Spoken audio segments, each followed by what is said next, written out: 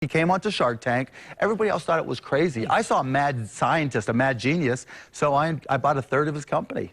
And it's making me money. Some businesses turn into wild success stories, while some probably should have never been pursued at all. However, there's a third category that's oftentimes overlooked, which are businesses that should have never been pursued at all, but end up turning into wild success stories. That's exactly the case with I Want to Draw a Cat for You. To most, it seemed like a far-fetched joke, but to Steve Gadlin, it sounded like his best idea yet. This is a bit of business. In 2011, Steve Gadlin worked full-time as a web developer for a TV broadcasting company. To sum it up, he spent the first 8 hours of every day staring at code. However, his life outside of work was a completely different story. His free time was spent pursuing comedy, writing, and creative business ideas which he had no shortage of. Like when he bought 1,000 raccoon penis bones for 70 cents a piece, launched a Kickstarter, and started raising money to sell them for $10 before Kickstarter pulled the plug on the venture. I'm the guy that sold 1,000 raccoon penis bones. I put them in a plastic tube and I sold them to America. Or Two Film T-shirts, his t-shirt company that would print the name of your two favorite movies on it for no reason other than showing others that you like more than one film.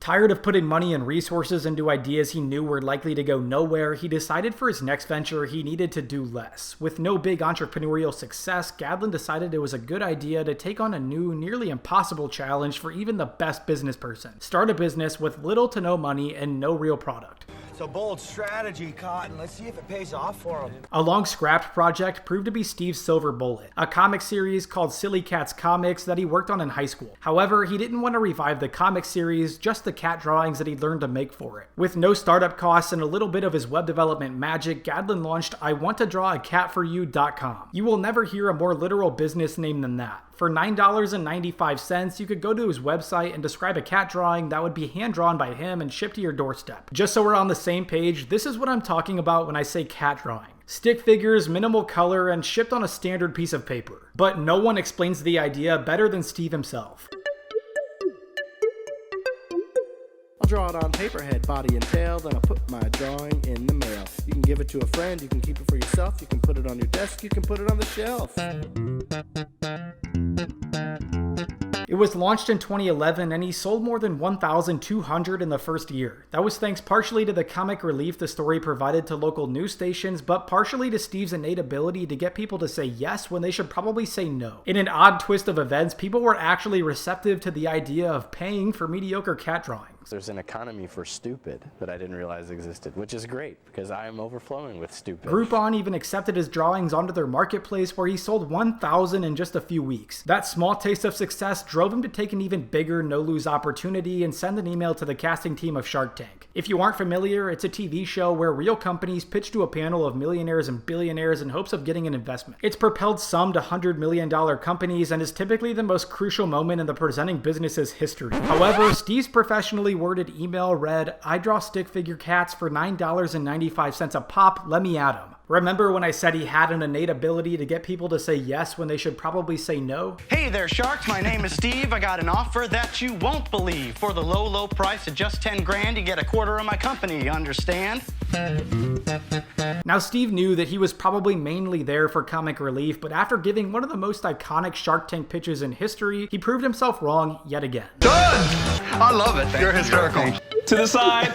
Turn right, ready? He left the tank securing a deal for $25,000 in exchange for 33% of his business with the wealthiest shark, Mark Cuban, who built a net worth of over $4 billion. While partnering with a billionaire business mogul is great and all, it wasn't the most important thing Steve got from going on the show. The episode aired on January 27th, 2012, and at the time, Shark Tank was averaging 6 million viewers an episode. IWantToDrawACatForYou.com crashed the night of the airing from all the traffic driven to it from the show. Shark Tank, along with the press given to I Want to Draw a Cat for You because of it, was the main driver of nearly every order since. Over the course of the next 3 years following the show, Steve completed 18,794 drawings before he stopped taking orders in 2015 to focus on other projects. The success that Steve Gadlin found with I Want to Draw a Cat for You could probably be chalked up to dumb luck, but I think there's more to it than that. Steve is incredibly good at drumming up attention. The idea itself pushed the boundaries of what people might be willing to pay for, and he knew that, but in the end, that's why it got so much attention. He also did two things incredibly well from a marketing standpoint. One, the comical video he made is the most ridiculous thing you've ever seen, but for some reason you can't stop watching. He knew the song and dance were so out of the box that people would have to bop their shoulders along and share it with their friends.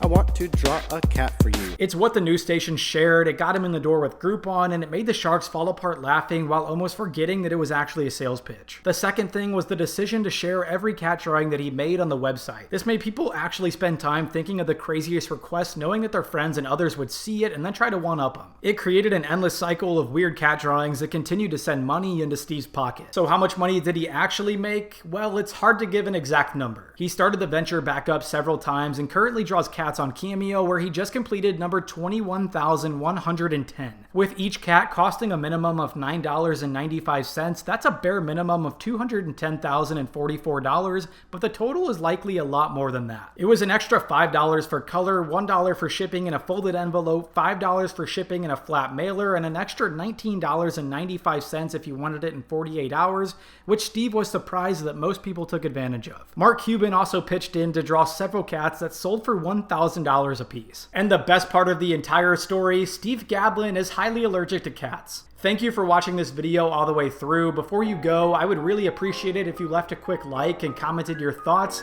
Also, check to see if either of these look interesting to you. I'll see you in the next one, and remember, spread some smiles.